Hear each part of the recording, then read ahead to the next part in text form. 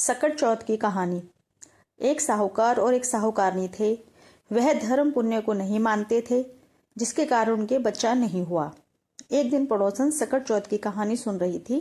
तब साहूकारनी उसके पास जाकर बोली, तुम क्या कर रही हो? तब वह बोली कि आज चौथ का व्रत है, इसलिए कहानी सुन रही हूँ। तो साहूकारनी बोली कि चौथ का व्रत करने से क्या होता है? अब वह बोली कि अन्न धन सुहाग हो, बेटा हो।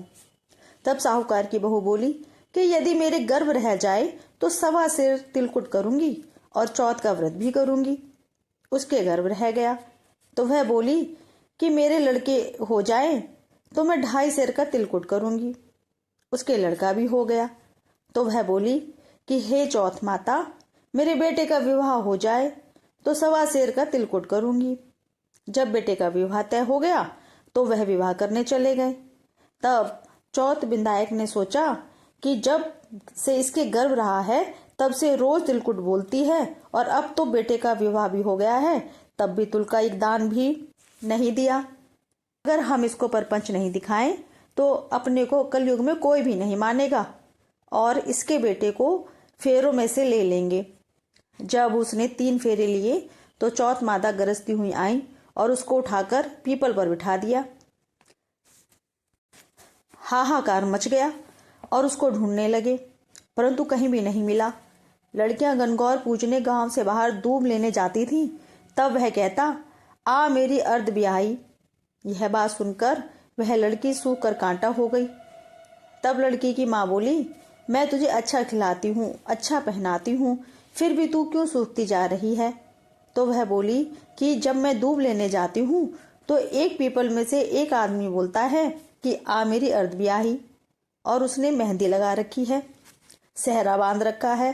तो उसकी माँ उठी और देखा कि वह तो उसका जमाई है। तब वह अपने जमाई से बोली कि यहाँ क्यों बैठा है? मेरी बेटी तो अर्ध ब्याही कर दी और अब क्या लेगा?